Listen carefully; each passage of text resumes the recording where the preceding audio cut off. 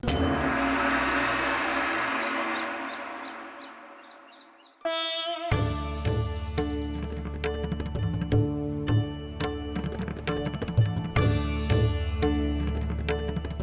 ശാന്തേ, നീ എവിടെ ഇരിക്കുകയാണോ? പോയി തോട്ടക്കാരനോട് പറഞ്ഞു കുറച്ച് പൂക്കൾ കൂടി കൊണ്ടുവരൂ.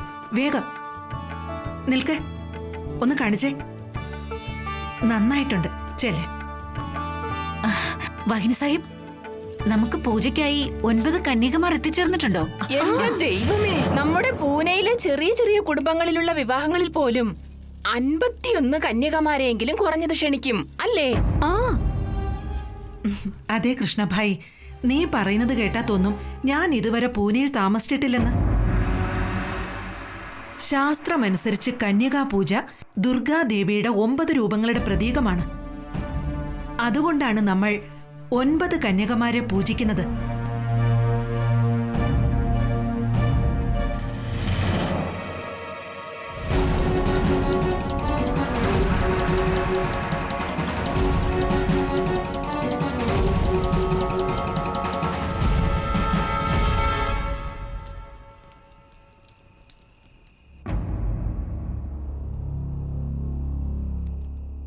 ശ്രീമൻ സർക്കാർ, മനുബായ് എത്തിയിട്ടുണ്ട്. മോള് വന്നോ? പോയി കൂട്ടിക്കൊണ്ടുവരുവോളെ. വേണ്ട, നിൽക്കൂ. അവളെ നാം നേരിട്ട് പോയി സ്വാഗതം ചെയ്യാം.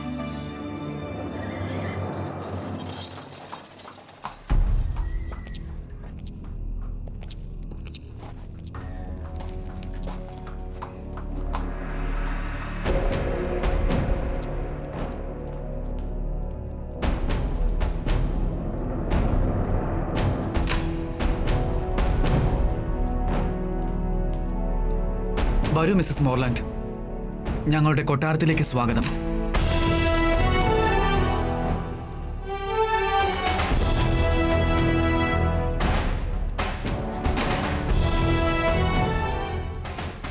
നിൽക്കൂ.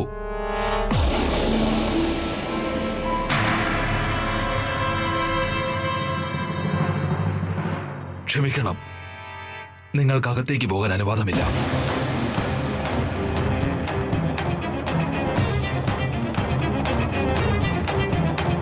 എന്താ കാര്യം?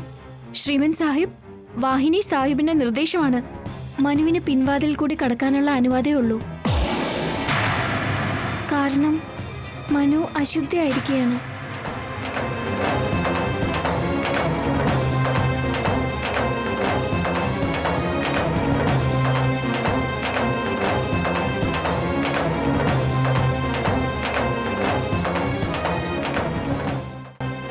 ഞാൻ ശ്രീമൻ സാഹിബിനെ കാണുന്നുണ്ട്.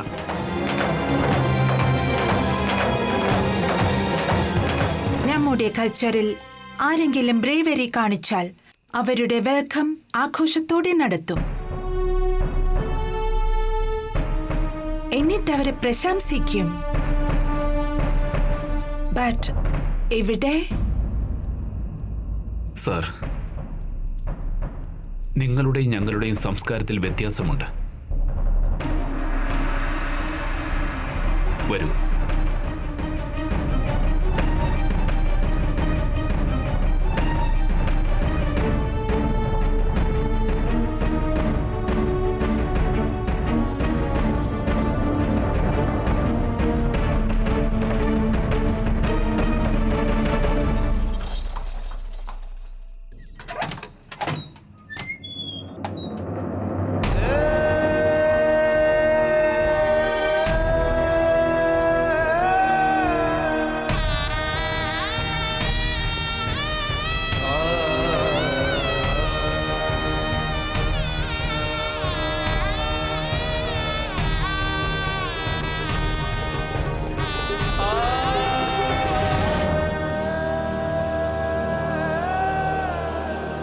നിൽക്ക്, അവിടെ നിന്നാ മതി.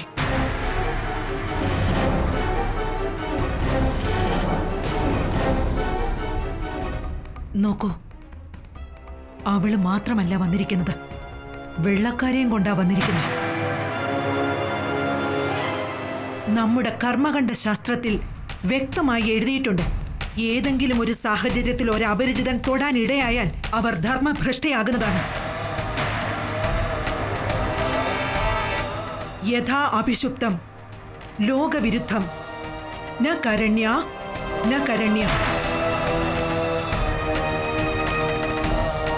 ഈ പെൺകുട്ടി നമ്മയൊക്കെ ലജ്ജിപ്പിച്ചിരിക്കുകയാണ്. ലജ്ജയോ? നിങ്ങൾ എന്താണ് പറയുന്നത്? ഞാൻ കരുതിയത് മഞ്ഞക്കണ്ണിക കാണിച്ച ധൈര്യത്തിനും മനക്കരുത്തിനും നിങ്ങൾ അവളിൽ പ്രൗഡ് കാണിക്കുമെന്ന്, അതായത് അഭിമാനിക്കുമെന്ന്. ഇവൾക്ക് ജയ ജയരവം മുഴക്കണം. എന്നിട്ട് നിങ്ങൾ ഇൻസൾട്ട് ചെയ്യുകയാണോ? ശാന്തേ, പറയൂ ഇവരോട്, ഇവർ നമ്മുടെ ആചാരത്തിനും സംസ്കാരത്തിനും ഇടയിൽ വരരുതെന്ന്. സോറി മാഡം, എനിക്ക് നിങ്ങളുടെ ആചാരങ്ങളെ കുറിച്ച് അറിയില്ല. പക്ഷേ ഈ അന്യായത്തിന്റെ കാരണം എനിക്ക് മനസ്സിലാകുന്നുണ്ട്. മഞ്ഞിക്കണ്ണിക ഒരു തെറ്റും ചെയ്തിട്ടില്ല.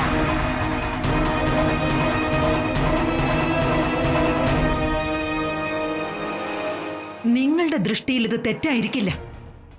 പക്ഷെ നമ്മുടെ ആചാരങ്ങളുടെ ദൃഷ്ടിയിൽ ഇവൾ വലിയ പാപം ചെയ്തിരിക്കുകയാണ്. അതുകൊണ്ട് ഇവളുടെ ശുദ്ധീകരണം നടക്കുന്നതുവരെ ഇവൾക്ക് കൊട്ടാരത്തിൽ പ്രവേശിക്കാൻ സാധിക്കില്ല.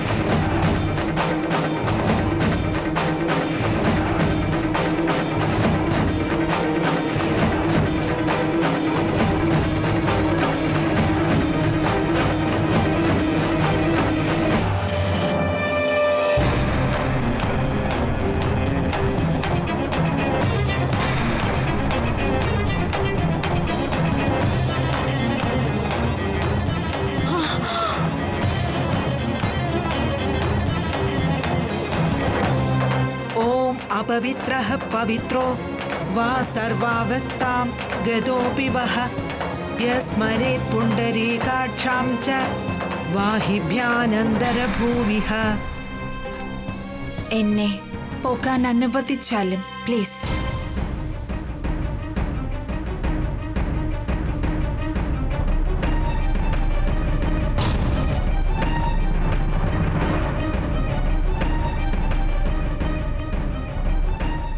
ओम अपवित्रः पवित्रो वा सर्वावस्थां वाहिभ्यानन्दरभूविः.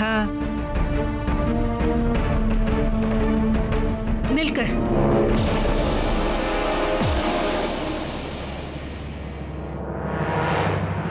ഒരു കാര്യം ചെവികൾ തുറന്നു കേൾക്കണം.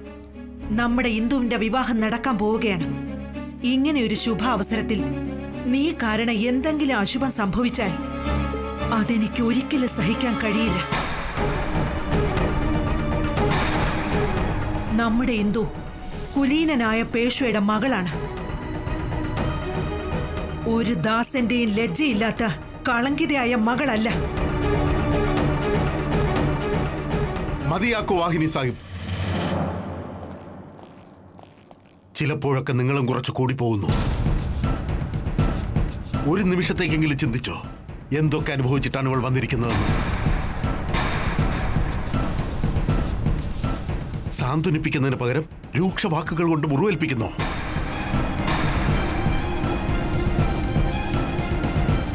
ഇവളെനിക്ക് എന്റെ മകളെപ്പോലെ തന്നെയാണ്.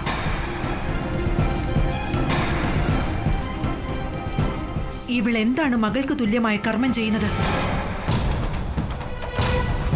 മകൾ എന്നാൽ ഇതുപോലെയായിരിക്കണം. അവൾ കുടുംബകാര്യങ്ങളിൽ വളരെ ശ്രദ്ധാലുവായിരിക്കും. വംശം നിലനിർത്താനായി ഒന്നല്ല 100 കണക്കിന് പുത്രന്മാർക്ക് ജന്മം നൽകും.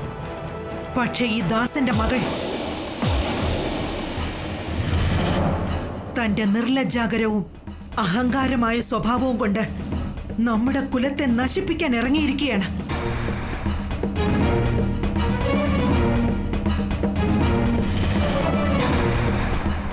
കൊള്ളാം. അനാചാരങ്ങൾക്കെതിരെ ശബ്ദിക്കുന്നത് താങ്കളുടെ ദൃഷ്ടിയിൽ പാപമാണ്.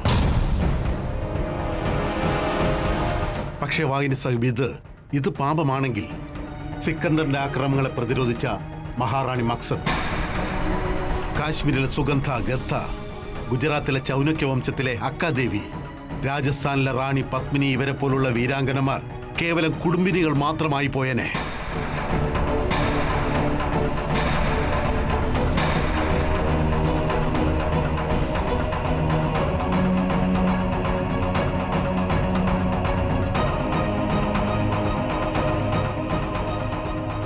മോളെ മനു, നമ്മോട് ക്ഷമിക്കുക.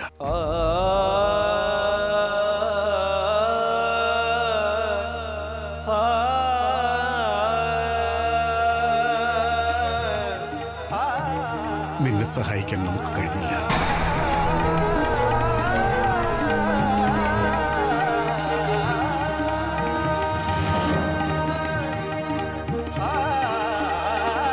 ഒരു കാര്യത്തിൽ നമുക്ക് അഭിമാനമുണ്ട്. നമ്മുടെ പ്രിയപുത്രി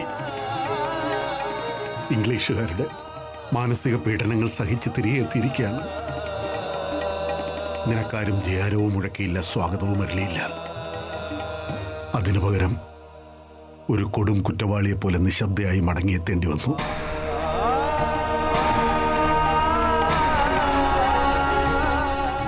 എന്താണ് നാം പറയേണ്ടത്? ഒരു വശത്ത് വെള്ളക്കാരുടെ അടിച്ചമർത്തൽ, മറുവശത്ത് സംസ്കാരങ്ങളിലും പാരമ്പര്യത്തിലും അകപ്പെട്ട ഈ ബാജിറാവ്. നാം നിസ്സഹായനാണ് മോളെ.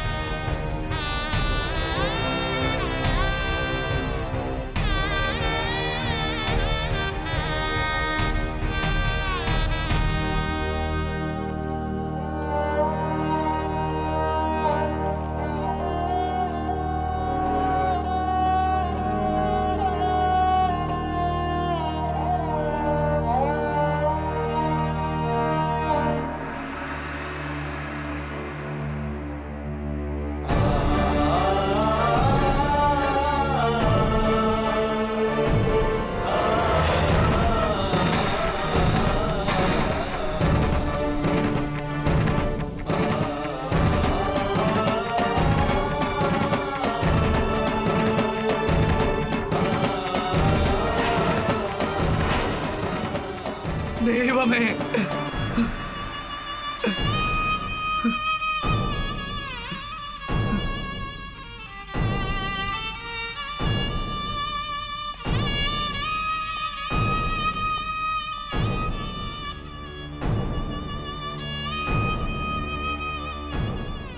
മോനെ, അച്ഛാ, മോനെ, നമുക്ക് മനസ്സിലാകുന്നുണ്ട് വാഹിനി സാഹിബിന്റെ പെരുമാറ്റത്തിൽ. അച്ഛാ, അതല്ല, എന്റെ മനസ്സിൽ നിന്നും ആ കാഴ്ചകൾ മായുന്നില്ല. തളം കെട്ടിക്കിടക്കുന്ന രക്തം, ആളിക്കത്തുന്ന അടുപ്പുകൾ, മുറിക്കപ്പെട്ട കൈകൾ. അച്ഛാ, എനിക്ക് ഒരിക്കലും സങ്കല്പിക്കാൻ പോലും കഴിയില്ല. ഈ ബ്രിട്ടീഷുകാർ നമ്മൾ ഹിന്ദുസ്ഥാനികളോട് എന്തിനാണ് ഇത്ര ക്രൂരത കാണിക്കുന്നത്? നിനക്കവരുടെ അനാചാരങ്ങളുടെ അവശേഷിപ്പുകളിൽ ഇത്രയും വിഷമം തോന്നുന്നു. പക്ഷേ ഈ ഭാഗ്യഹീനനായ പേഷ്വ അവരുടെ ക്രൂരതകൾ ഒരു ഭീരുവിനെ പോലെ നോക്കി നിൽക്കുന്നു. മോനെ, നിന്നോടിങ്ങനെ പറയേണ്ടി വരുന്നതിൽ നാം ലജ്ജിക്കുന്നു.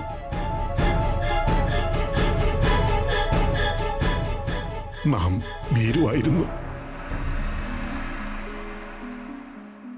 നാം ഭീരുവായിരുന്നു. നാം ഭീരുവാണ്.